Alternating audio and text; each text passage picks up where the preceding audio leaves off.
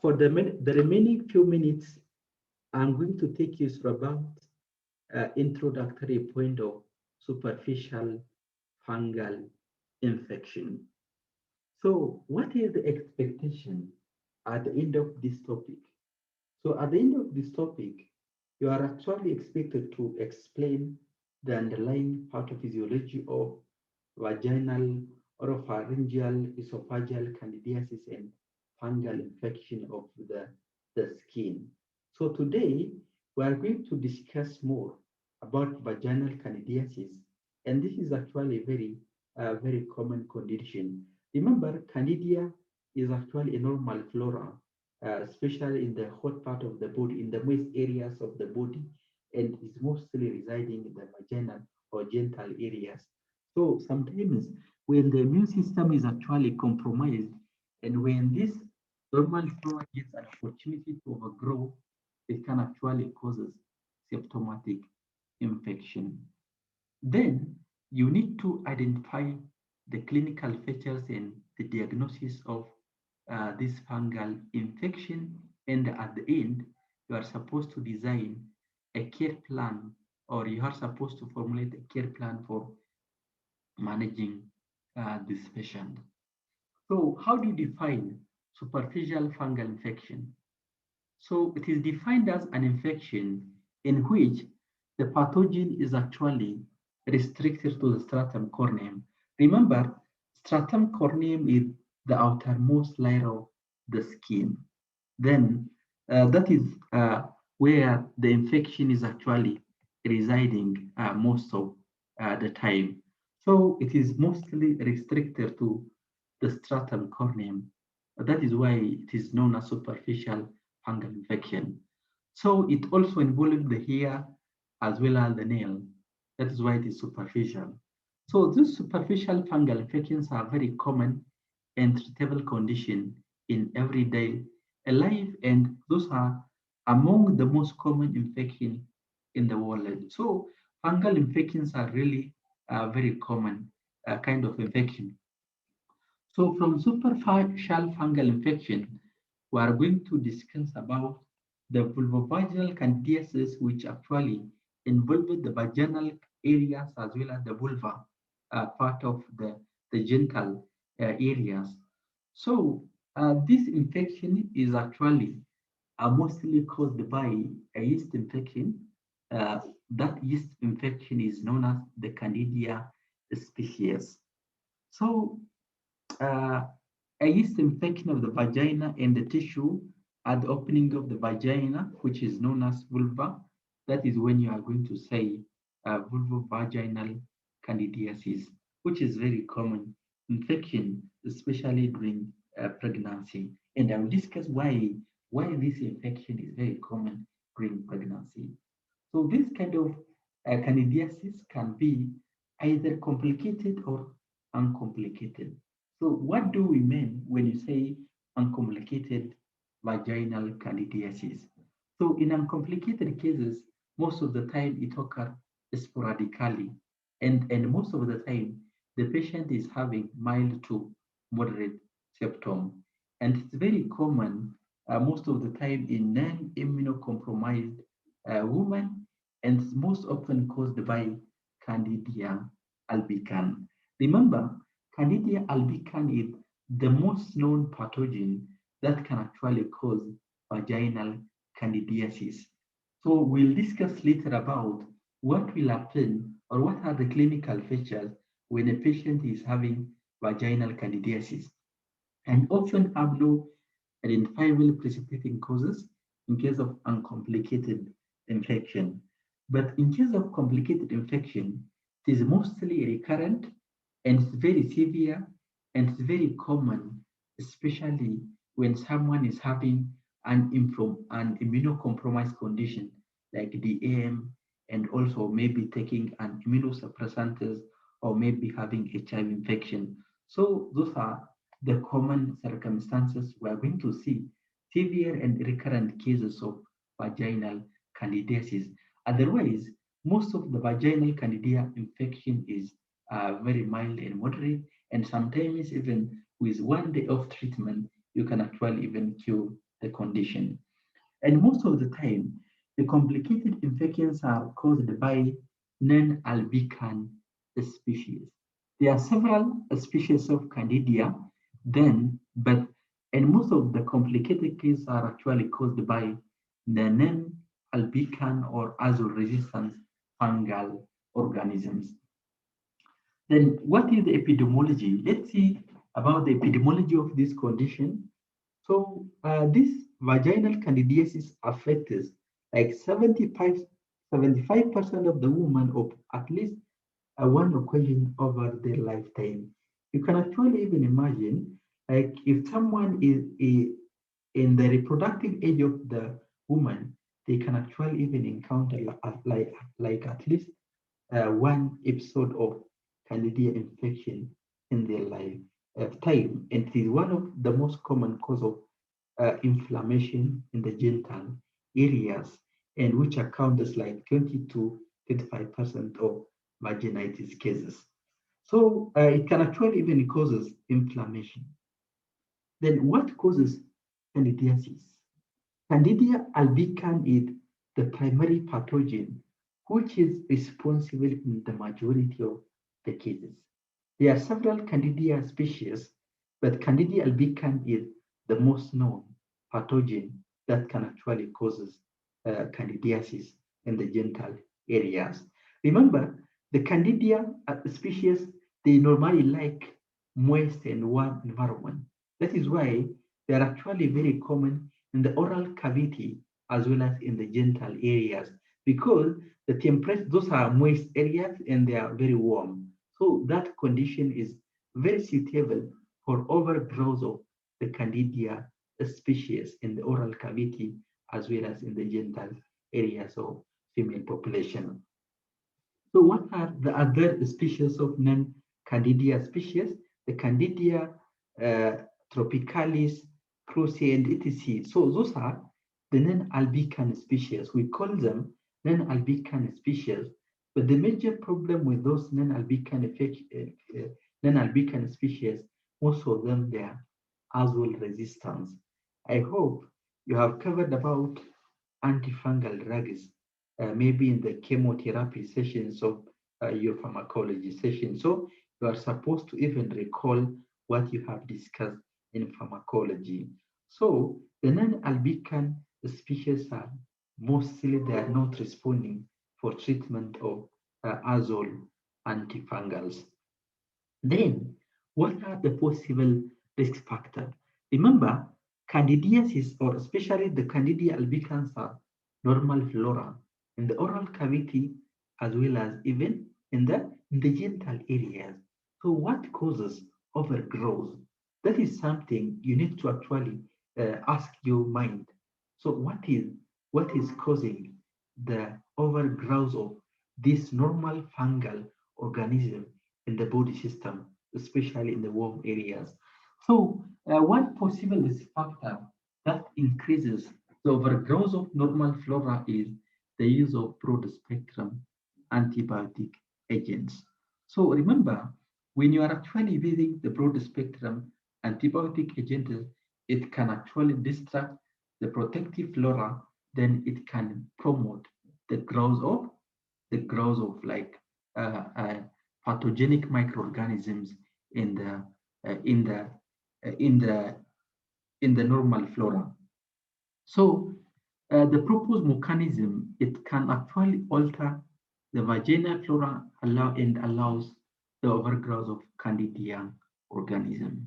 So broad spectrum antibiotic use can increase the risk. Then apart from that, systemic use of corticosteroids.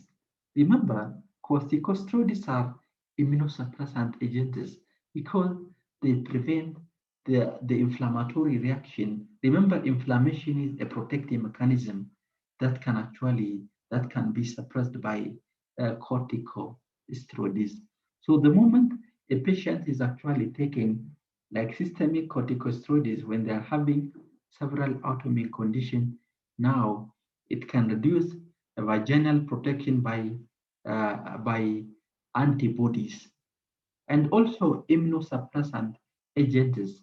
Like we are going to use some immunosuppressants in case of autoimmune condition. So in that occasion, it can actually increase the possibility of having this candidal infection. Then apart from that, sexual activity. Remember, sexual activity can actually increase because of the penile or oral colonization that can actually even increase the transmission of the candida infection is also very common. Then apart from that, tight fitting and non-absorbent clothing. Remember, tight fitting clothes can actually even promote warm and moist environment for fungal growth. That is why it is not actually like hygiene is very important to prevent candidiasis in the genital area because they like candida species, they like very warm and moist environment so that they can keep on growing. Then apart from that, when the estrogen levels is elevated, it can actually, estrogen normally enhances candida adherence to the vaginal epithelial cells and it actually promotes the growth. Then even use of hormonal contraceptive. Remember, hormonal contraceptive increase the risk of candidiasis because we are actually replacing the hormone that can promote addition of the candida species to the vaginal epithelium so that they can grow. In pregnancy is related to the hormonal changes that can actually increase. And it's very common by the most of the time, like we have encountered during the antenatal care, most of the pregnant ladies, they encounter like at least one episode of candidial infection as a result of hormonal changes. Then the change of vaginal pH. Remember, the vaginal pH is acidic in nature so that it prevents the growth of candida infection. So it actually maintains like it prevents infection because it is acidic in nature. So when there is any change in the vaginal pH, it can promote the growth of candida infection. Then, like any condition that can actually even suppress the immune system, for example, diabetes mellitus. So when someone is having diabetes mellitus, now their blood sugar level is actually very high. So the candida normally likes high sugar level, so it can actually even increase their adherence due to hyperglycemia. So DM is risk factor to have normally this candida infection. So those are the possible risk factors that can be associated with this fungal infection. So when you look at the pathophysiology of candidiasis, remember the normal vaginal environment protects the woman against any vaginal infection. However, under the influence of estrogen, vaginal epithelium conifies to reduce the risk of infection and also the discharge and also the mucus and the colonized bacteria, they can actually even cleanse the vagina. So like this environment is actually it has protective materials within its environment. However, there is also the normal pH of the vaginal secretion is toxic to to many pathogens, and even those normal flora in the vagina protects normally any infection within that environment. However, if there is any alteration in the vaginal environment, including even pH changes, now this allows overgrowth of the organism that are normally suppressed, then increases the risk of vaginitis. So that is how candidiasis can actually happen. So any risk factor that can alter this normal environment can increase the risk of vaginal infection, mostly candidiasis. So if this is candidiasis of the genital areas, what are the general clinical features of candida infection? Remember, the VVC involves both the vulva, which is the outer part of the genital areas, and the vagina. So the patient is actually having a feeling of intensive itching, and sometimes you will see soreness as a result of the irritation, and there is also burning sensation during the urination. And most of the time, the cases I have seen in the hospital setting, they actually complain dyspareunia, like painful sexual intercourse. So most of the ladies, they encounter normally like painful, they are actually complaining pain during intercourse. So they are supposed to undergo investigation. So those are the most common symptoms. But sometimes you will see like erythema as well as even fissuring. You can actually even see this is as a result of the irritation. But most of the time you will see a cheese-like discharge in the genital area and whitish appearance. Most of the Candida albicans infection you will see like a whitish spot on the genital areas in the vulva as well as the inner part of the genital areas. So those are the typical features. You can actually even easily know whether someone is having candida infection in the oral cavity as well as in the genital areas. However, when someone is actually having vaginal candidiasis, the vaginal pH is most of the time normal. And when they actually check the pH of the vagina, is most of the time it is normal. So, what kind of lab tests they can actually consider? They can actually do saline and potassium hydroxide microscopy. That means they actually add saline. They normally take vaginal sample, like vaginal swab. Then they look at it, the blastophore and the pseudohyphae of the Candida species. So this is microscopy, but sometimes you can actually even consider Candida culture. But in our setting, what is the practice in our setting? Most of the time, nobody normally do even microscopy, nobody even do Candida culture, and most of the time they're actually investigating, they are actually diagnosing based on the clinical features of the patients. So they actually do physical examination, like the observation of the genital area. If they notice any whitish appearance in the genital area, normally they conclude this is vaginal candidiasis and they go for treatment. So most of the time, the culture is not recommended because it will take time, as well as it might be even expensive. So unless you don't have any inconclusive evidence, you are not supposed to do Candida culture. So most of the time, microscopic investigation for the presence of blastospores and pseudohyphae is the one we are supposed to conduct. But remember, because this is a normal flora, asymptomatic vaginal colonization of Candida albicans is not a diagnostic for vaginal candidiasis, because like around 10 to 20% of women are asymptomatic carriers of Candida species. So to be diagnostic, the patient should be symptomatic. Okay.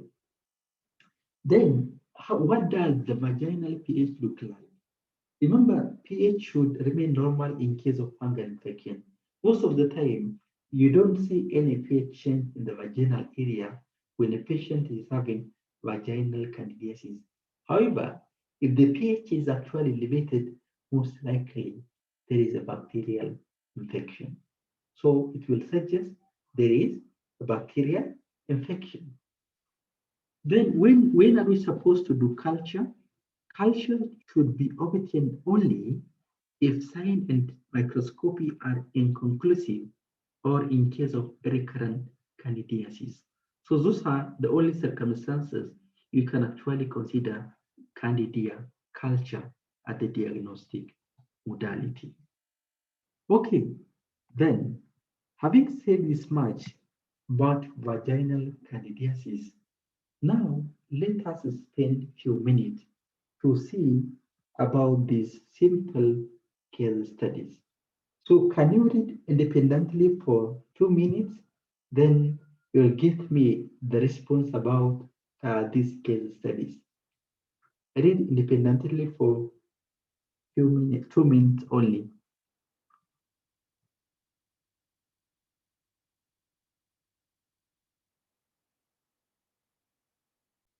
Give us the summary of the case study.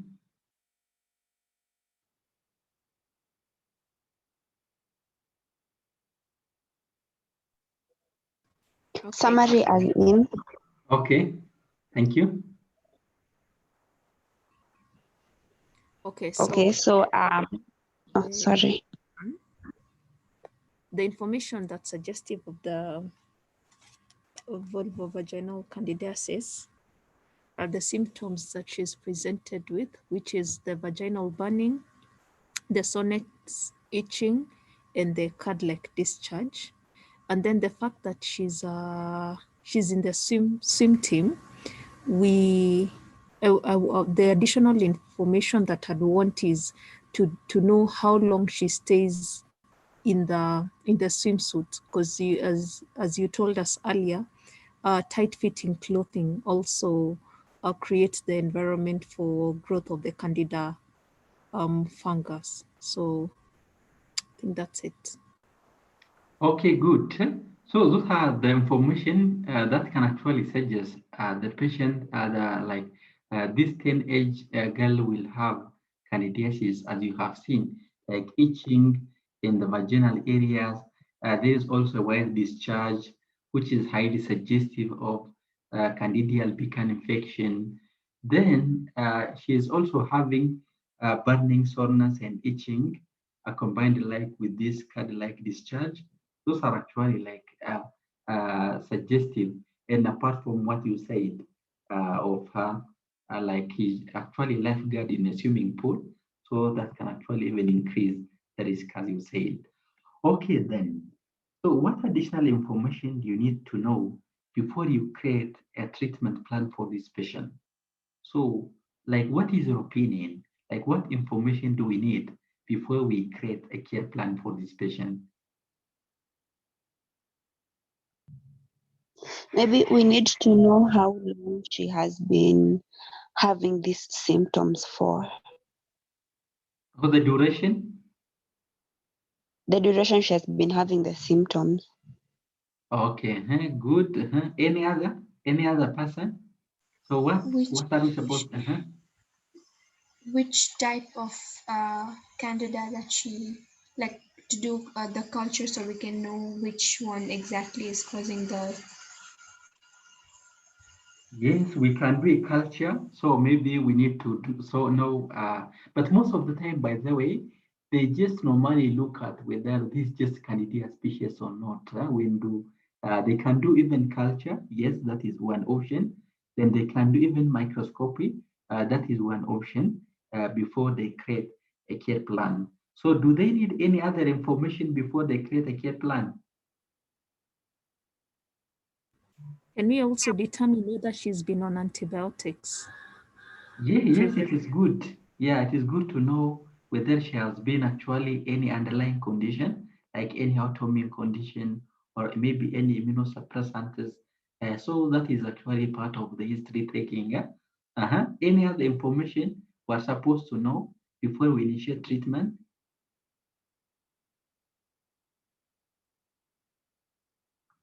Any additional information you need to know?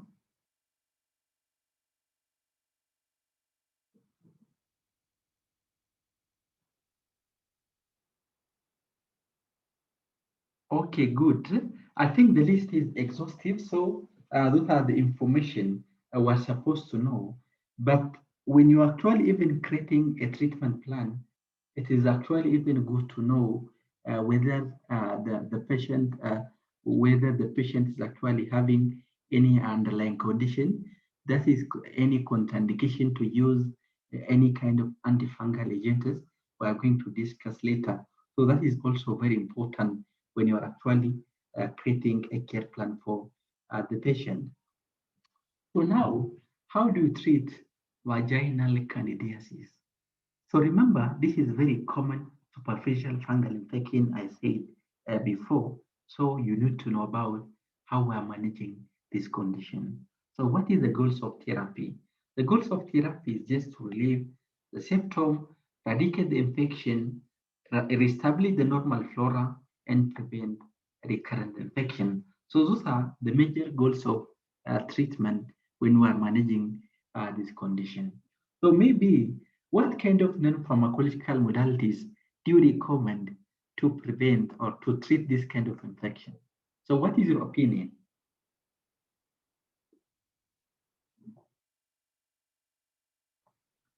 What is your opinion? You can avoid tight clothing. Yeah, avoid tight clothing. That is one strategy. Any other?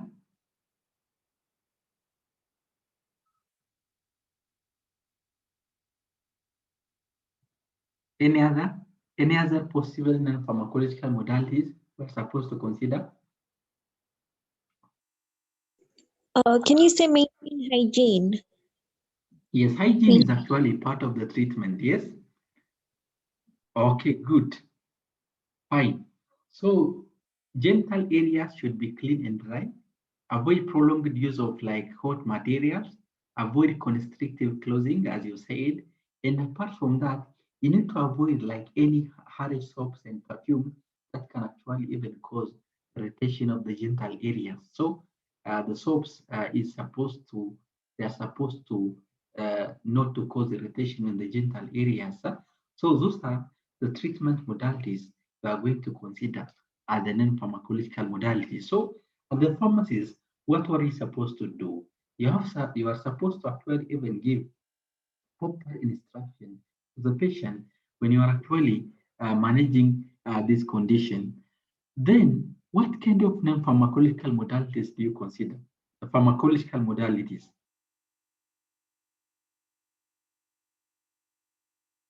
What kind of antifungal agents do you know so far?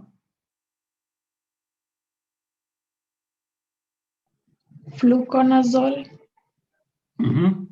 Which class of drug fluconazole belongs to, Catherine? Azole antifungal. How do they work? The azole antifungal drugs.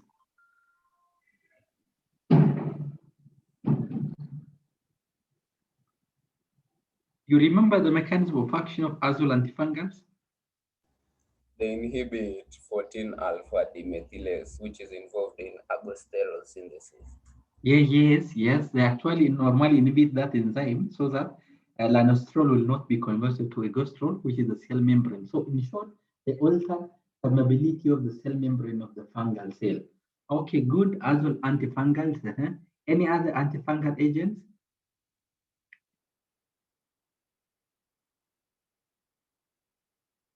Betty?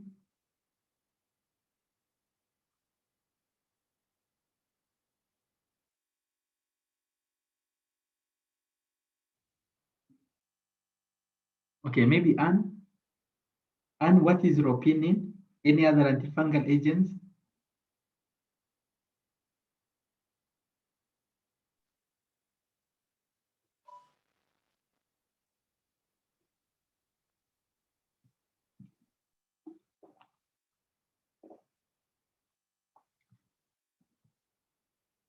I'm hoping you have covered antifungal in the chemotherapy part, like in the infectious pharmacology part.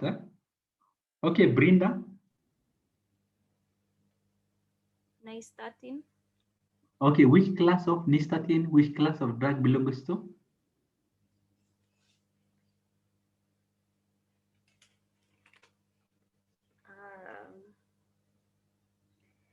I think Pauline antifungals.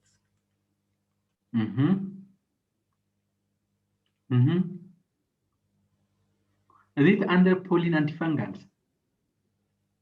Amphotericin B. Amphotericin B is under Pauline.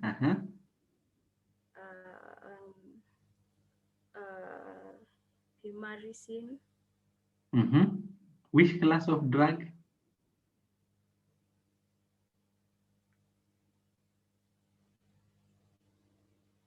As in, which class of antifungal?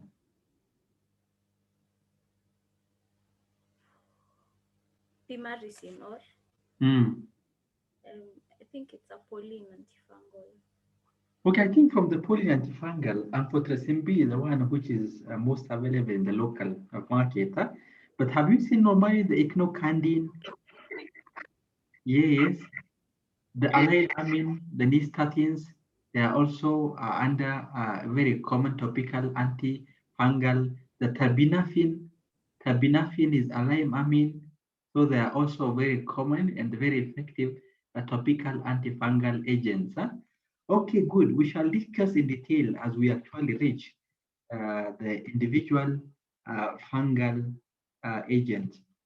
So generally, the pharmacological treatment of uncomplicated vaginal candidiasis, according to the CDC guideline, most of the time, the short course of therapy is sufficient, either oral or vaginal antifungal agents, depending on the patient preference. But remember, adherence rates are usually greater with oral treatment than the vaginal therapy. That one is actually is true because of ease of administration, shorter duration and administration flexibility. So we 1 to 3 days duration is sufficient. So how do we treat vaginal candidiasis? We do have vaginal creams. Those are antifungal creams that can provide rapid relief of itching and burning sensation. And most of the time, the symptoms are resolved like immediately. However, if you give them oral treatment, it will take like 1 to 2 days with oral treatment. And apart from that, we do have several antifungal agents. So in general, like when you look at the topical azole agents, there is no significant difference in vitro activity or clinical efficacy which exists between azole antifungal, whether it is clotrimazole, whether it is ketoconazole, whether it is miconazole, there is no difference. So like the selection of those antifungal agents should be based on the individual patient preference and availability of the medication. Remember, availability is actually a very, very key matter because we have to like maximize the treatment based on the available medication. So this is the list of like the topical vaginal antifungal agents. I think which one is the most widely available? Clotrimazole and miconazole are widely available in the local market. So you can actually even give like 1% cream, like one applicator for 7 to 14 days. If you give them maybe miconazole, you can actually even give them vaginal suppositories like for 7 days. Yeah, we do have actually a vaginal suppositories that can be administered intravaginally. It just normally depends on availability. We can actually have a cream, so we try to actually to treat or to actually apply on the affected areas. Then we also have the nystatin. There are also a class of drugs that can be available in the form of tablets. So we can actually even give for 14 days, depending on availability.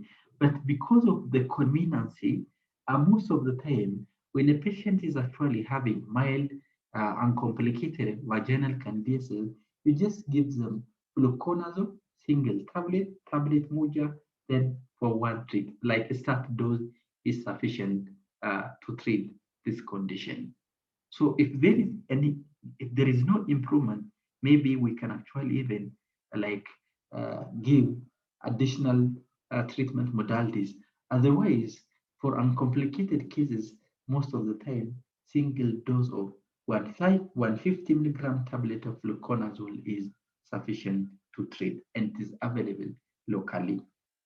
However, when the patient is actually having complicated cases, remember the most common causes of complicated cases are azole resistance non-albicans species. So in this condition, you need to have a more aggressive treatment plan, and most of the time, you are supposed to extend the duration of treatment for a minimum of like 10 to 14 days. But there is a scenario you are supposed to give like topical application to prevent the mild irritation, then you give them systemic treatment. So like the same tablet, for example, like you give clotrimazole cream topically, so they are supposed to apply topically once per day. Then you give them like start dose of fluconazole. It's very common like to have to combine different systemic as well as topical treatment, even in case of uncomplicated infection for rapid relief from the symptom. So in this case, what is expected is longer duration of treatment is usually recommended. So when you say recurrent vaginal candidiasis, it is defined as having more than like 4 episodes within 1 year period. So in the span of 12 months, if the patient is actually having more than 4 episodes of candidiasis, we can say the infection is actually very is recurrent and mostly caused by non-albicans infection. Okay, then, so how do we treat recurrent infection? So in this case, the first treatment approach is managing the any acute episodes are treated, followed by maintenance therapy. You treat the acute condition, then you give them maintenance therapy. So after you achieve remission with acute treatment, now recurrent prevention can require a long-term suppressive therapy for a minimum of 6 months. Even according to the Infectious Disease Society of US, the recommendation is you give them like 12 weeks of induction therapy, then followed by like 150 milligram fluconazole once weekly for 6 months are usually recommended for recurrent vaginal candidiasis. Give them induction therapy for 2 weeks, then you continue maintenance treatment for a long period of time, a minimum of 6 months duration. However, the maintenance treatment can be even once monthly, can be even every day, and etc. So anyways, there are different treatment options. We're having the maintenance therapy. We can actually even use daily dose of boric acid. Boric acid is also having antifungal activity. That is why it is also commonly used in the maintenance treatment of vaginal candidiasis. Okay, then itraconazole is also either like the broad spectrum antifungal medication. It can be given on the daily basis as the maintenance therapy. But remember, you have to note about the possibility of adherence. Ketoconazole nowadays is not commonly used for systemic therapy. I don't know whether you came across. The tablet is also available in the government setting, in the hospital setting, even in the community pharmacy, will get it. But because of drug interaction, it's just an enzyme inhibitor, and sometimes even it can cause gynecomastia when you give them systemically. So because of that reason, it's not commonly used. It's also hepatotoxic. Because of that reason, nowadays is not recommended to use systemic ketoconazole, but it is part of the treatment modalities in the guideline. You can also use weekly clotrimazole. Vaginal suppositories can also be considered. We can also consider a monthly fluconazole, like once monthly. This one is actually more preferable so that it can actually promote adherence. So this one is user friendly for the patient. So remember, for like those are the available treatment options. So then, when you are actually selecting the treatment modalities now, you are supposed to talk to the patient, then you decide which modalities can work best. So, which actually modalities can promote adherence so the patient will take properly to cure from this condition. So this is how we're managing the recurrent vaginal candidiasis. Then how do we manage candidiasis during pregnancy? As I mentioned before, because of hormonal changes during pregnancy, vaginal infection due to candida is also very common. So VPC during pregnancy can be considered as complicated because consideration of the host factor, such as the hormonal factor, that can affect the normal flora are essential in selecting therapeutic regimen. So generally, generally azole antifungals they are not as such contraindicated during pregnancy, but most of the time, if the mother encounter candidiasis during pregnancy, the safest route of administration is topical route. We just give them topical route because the absorption is generally very poor in the vaginal areas when you give topical agent. Because like some oral agents are contraindicated in pregnancy because of the concern for fetal complication. Because of that reason, the best treatment modalities of candidiasis in pregnancy is topical therapy is azole antifungal. Remember, therapy should be continued for 1 to 2 weeks to ensure the effectiveness, and most of topical antifungal agents are pregnancy category C. So remember, A is good and B is also good. C is just like you have to measure risk benefit analysis, but still you are going to use despite it is category C. Whereas clotrimazole is classified at least category B. If you are interested, you can actually even see the pregnancy category of like antifungal drugs. So you can actually look at it, which one is A, which one is B, which one is C. So like based on my observation, clotrimazole will be the safest topical antifungal during pregnancy, and you have to give them a minimum of 2 weeks duration.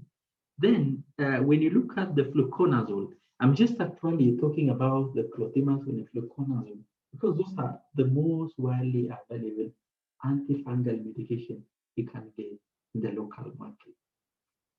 Remember, fluconazole, like single dose, 150 milligram, is category C, but the more you increase normally the dose, now the possibility of it actually converted to category D. Category D for all other doses due to case studies of congenital limb deformation with high doses like 400 to 800 milligram daily during the first trimester.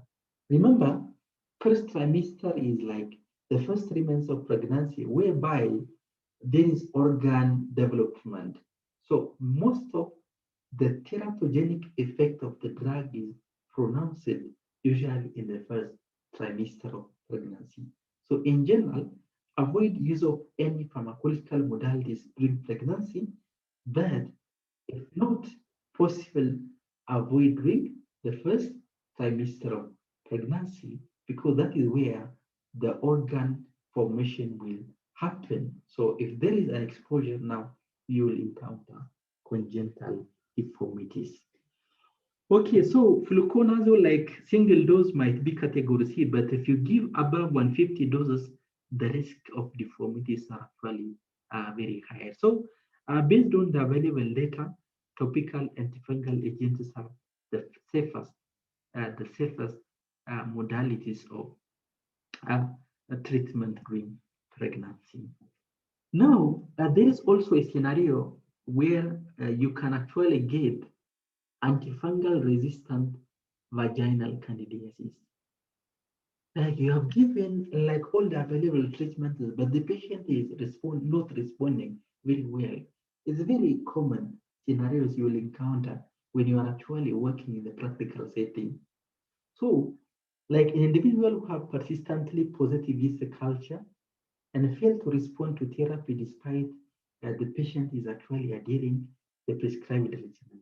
By the way, When you encounter any resistant cases, the first thing you have to check is, you have to check from the patient, were you taking the medication as per the recommended, like information from the pharmacist or from the doctors? You have to check. Then if adherence is an issue, most likely that non-response or poor response is because of non-compliance to the medication. So in such a circumstance, maybe you can be treated with boric acid or flucytosine. So 5-FU, I've never seen this medication in the local market, but anyways, this is a drug that can actually inhibit DNA synthesis, DNA and RNA synthesis, as well as protein synthesis in the fungal cell membrane. Yes, it is actually one of the nucleic acid synthesis inhibitor antifungal agents. So it can be given in case of resistant condition. As I mentioned before, this is the doses for boric acid in case of resistant. You can actually, we do have intravaginal capsule that can be actually should be given for 14 days, followed by maintenance regimen for 1 capsule intravaginally twice weekly. Yeah, should not be administered orally because it is toxic when it is given orally, and most of the time it is actually given intravaginally, and the observation is actually very, very poor. But also we do have vaginal tablets for, we shall see by the all those drugs I was talking about, the intravaginal tablets we're having even in the pharmacy in our school. Then 5-flucytosine cream, we do have 1000 milligram. This one I have never seen. I'm just actually talking from the theoretical point of view. 1000 milligram inserted nightly for 7 days. That is the cream that can be given in case of resistant condition. In case of resistant condition. So those are the treatment modalities we can consider. And this is all about the management of vulvovaginal candidiasis. So next time, we'll discuss about oropharyngeal and esophageal candidiasis. Have you seen how the candida infection look like in the oral cavity? This is very common in HIV infection, and we call them even oral thrush. Just a whitish appearance in the tongue and in the oral cavity. So this is oropharyngeal candidiasis. Okay, any questions so far? Any question?